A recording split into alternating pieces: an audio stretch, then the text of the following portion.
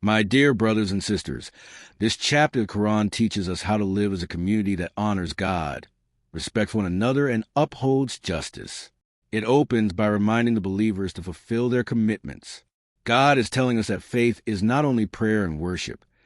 It is also honesty, responsibility, and keeping our promises. A society cannot stand without trust, and a believer cannot be true without honoring their word.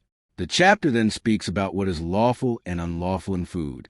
God forbids things that are harmful or impure, such as dead animals, blood, and meat sacrificed to other than Him. These rules are not meant to burden us, but to protect our health, our spirituality, and our sense of discipline.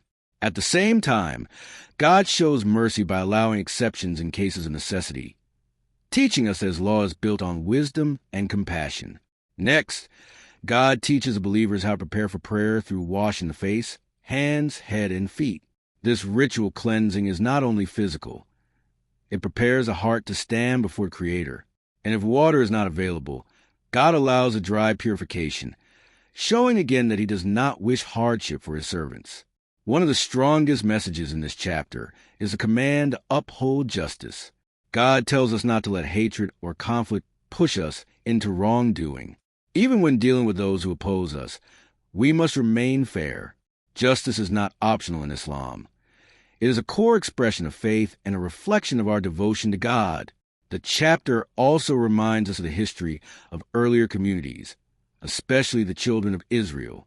God recounts how they were given blessings, prophets, and guidance, yet some of them broke their covenant and altered their scripture.